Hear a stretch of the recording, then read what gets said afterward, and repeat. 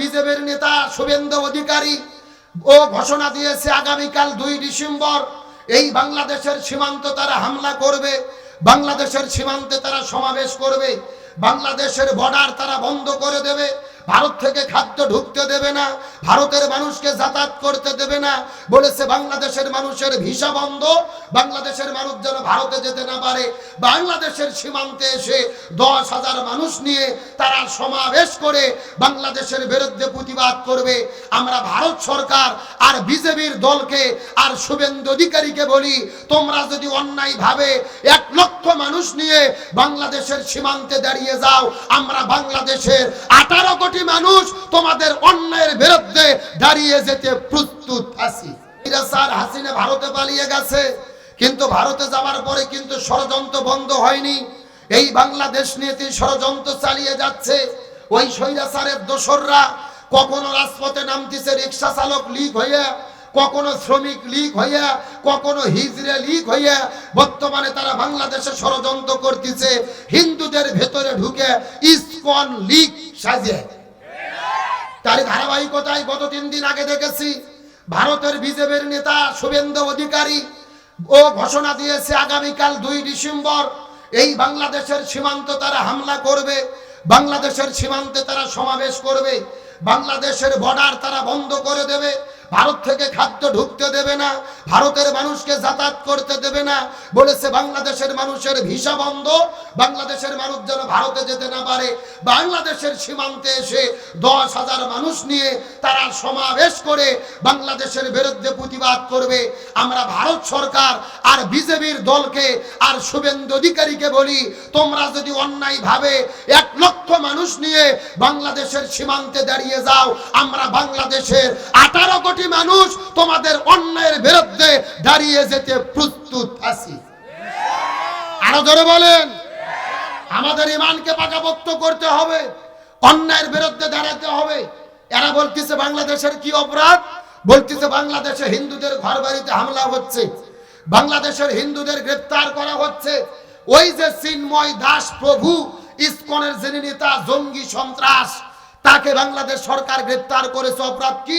আমার দেশের পতাকার উপরে গেরুয়া পতাকা লাগাইছে, ভারতের বিজেপি দলের পতাকা লাগাইছে, এটা হলো তার রাষ্ট্রদ্রোহিতার অপরাধ। তাকে গ্রেফতারের জন্য জামিন কেন দেওয়া হলো না? তার বিরুদ্ধে তারা সমাবেশ করবে আর বলতেছে বাংলাদেশে মুসলমানেরা হিন্দুদের মারতেছে। আমরা ভারতকে বলতে চাই, আগে তোমরা নিজের চরকায় তেল দাও। আরো জোরে বলেন। যেই ভারত মুসলমানদের বাবরি মসজিদ ভেঙে রাম মন্দির তৈরি করেছে, যেই ভারত আসামে মুসলমানদের হত্যা করে নাগরিকত্ব কেড়ে নিয়েছে, যেই ভারত গুজরাটে গরু জবে করার জন্য মুসলমানদের হত্যা করেছে, যেই ভারত আজমির শরীফ ভেঙে দিয়ে মসজিদ করার পরিকল্পনা নিয়েছে, যারা নিজেরাই দিনে দুপুরে শত শত মুসলমানদের হত্যা করেছে, যাদের মুখে মুসলমানদের রক্তে রাঙানো, তাদের মুখে ধর্মীয় সম্প্রীতির কথা মানায় না।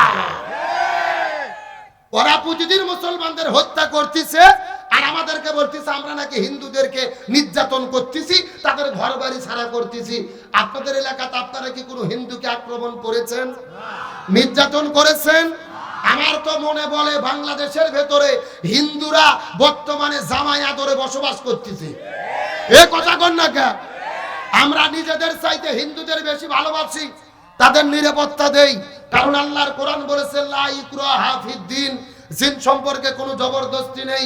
লাকুম দীনুকুম ওয়ালিয়া দিন, যার ধর্ম সেই পালন করবে। বরং এইবার দুর্গাপূজায় দেখেছি জামাত ইসলামের ভাইয়েরা, শিবিরের ভাইয়েরা, বিএনপির নেতারা মন্দিরে মন্দিরে ঘুরে তাদের দুর্গকে নিরাপত্তা দিয়েছে। এটা দেখার পরে আমার দেশের কিছু লোক আমার ফতুয়া দিয়েছে, কে রে জামাত বলে ইসলামী দল, আবার হিন্দুদের দুর্গ নিরাপত্তা দিচ্ছে কে? ক্ষমতার যাওয়ার এতই লোভ রে, কথা কন না কে? আমি ওই সমস্ত আহম্মকদেরকে বলতে চাই, জামাত বিএনপিরা হিন্দুদের দুর্গ নিরাপত্তা দেয়নি, এইবার মন্দিরে মন্দিরে ঘুরে ওই স্বৈরাচারদের ষড়যন্ত্র নিরাপত্তা দিয়েছে। তারা চেয়েছিল নিজেরাই মন্দিরে হামলা করে বাংলাদেশের মধ্যে বিশৃঙ্খলা বাঁধাইয়া ওই স্বৈরাচার হাসিনাকে আবারও দেশের মধ্যে ঢুকাতে চায়। এই জন্য যে ইসকনের সন্ত্রাসীরা আমাদের প্রিয় ভাই অ্যাডভোকেট সাইফুল ইসলাম আলিফকে দেখেছেন 4 দিন আগে দিনে দুপুরে জবে করে চট্টগ্রামের আদালতে হত্যা করেছে, আমাদের প্রিয় ভাই সাইফুল ইসলামকে হত্যা করলো, এই ব্যাপারে ভারত কোনো কথা বলে না আর ইসকনের পক্ষে কথা বলে, তার মানে বোঝা যায় এই ইসকন দিল্লির ইশারায় চলে, ওই দিল্লির এজেন্ডা বাস্তবায়ন করতে চায়। তারা কিন্তু সব হিন্দুর পক্ষে না। ওই যে বিএনপির নেতা গয়েশ্বরচন্দ্র রায়, নিপুণ রায়, এদেরকে পুলিশ মেরে 6 মাস আগে রক্তাক্ত করেছিল, তখন ওরা কথা বলেনি। এ কথা কর না কে? তার মানে ওরা কিন্তু সব হিন্দুর পক্ষে নয়, ওরা হলো শুধু সন্ত্রাসী জঙ্গি ইসকনের পক্ষে। ওরা বলছে আর বাংলাদেশের লোক ভিসা দেবে না, ভারতে চিকিৎসা করতে দেবে না, ভারতের পণ্য দেশে ঢুকাবে না। আমরা ভারতকে বলি তোমরা যদি পণ্য বন্ধ করো আর চিকিৎসা বন্ধ করো, তোমাদেরই ব্যবসাত লালবাতি জ্বলবে। আমার দেশের লোক কোটি কোটি টাকা ওদের দেশে খরচ করে, ওই টাকা দিয়ে ওরা বগল বাজায়। এখনো ভারতের 60% লোকের টয়লেট নাই, পায়খানা নাই, বাঁশালের মধ্যে দিয়ে কাম সারে। এ কথা বল না কে? আর তোমরা আমাদের বিরুদ্ধে কথা বলতে এসেছো, ভালোভাবে জানো এই বাংলাদেশকে তোমরা পণ্য বিক্রির বাজার তৈরি করেছো। আমার দেশে পণ্য বিক্রি করে তোমার দেশ চলে। তোমরা যদি খাবার বন্ধ করো, বাংলাদেশের 18 কোটি মানুষ তোমাদের দিকে তাকিয়ে খাবারের চাই না। বাংলাদেশের মানুষ মনে করে খাদ্য দেওয়ার মালিক হলেন আল্লাহ। সুতরাং তোমাদের ষড়যন্ত্র করে কোনো লাভ হবে? সুতরাং আজকের প্রোগ্রাম থেকে ইমানের শপথ নিয়ে বলি, ওই ভারত সরকারকে বলতে চাই, তোমরা যতই ষড়যন্ত্র করো কোনো লাভ হবে না। 24-এর ছাত্র জনতা এই দেশকে স্বাধীন করেছে, আর ভারতের রক্তচক্ষুকে আমরা ভয় করতে চাই না। আমরা মনে সাহস নিয়ে, ইমান নিয়ে বাংলাদেশে বাঁচতে চাই। সুতরাং এই বাংলার জমিনে সন্ত্রাসী সংগঠন ইসকন দিনে দুপুরে আমার প্রিয় ভাইকে হত্যা করেছে জবে করে। ওই সন্ত্রাসী জঙ্গি সংগঠন ইসকনকে বাংলার জমিনে ছাত্রলীগকে যেভাবে নিষিদ্ধ করা হয়েছে, ওই জঙ্গি সংগঠন হিসেবে ইসকনকেও বাংলার জমিনে 24 ঘন্টার মধ্যে নিষিদ্ধ ঘোষণা করতে হবে। এই মতের পক্ষে কারা কারা যে দুটি হাত আল্লাহকে তুলে দেখাই দেন।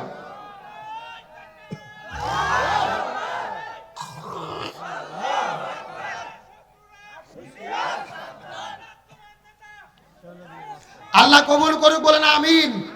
আপনারা কি কষ্ট পাইলেন? সচেতনতার জন্য আপনাদের কথাগুলো বললাম। কলকাতার ভেতরে বাংলাদেশের পতাকা তারা আগুন দিয়ে পুড়াইছে, নাউজুবিল্লাহ বলবেন না? আমাদের সরকার প্রধান ডক্টর মোহাম্মদ ইউনূসের ছবি নিয়ে তারা আগুন দিয়ে জ্বালাইছে।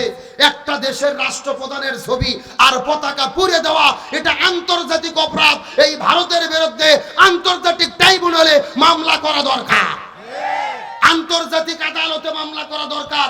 ওরা আমার দেশকে, বাংলাদেশকে খেলার পুতুল বানাতে চায়, আর বাংলাদেশকে নিয়ে কোনো রাজনীতি চলবে না। আমার দেশের মানুষ যেভাবে চাবে এইভাবে দেশ চলবে ইনশাআল্লাহ।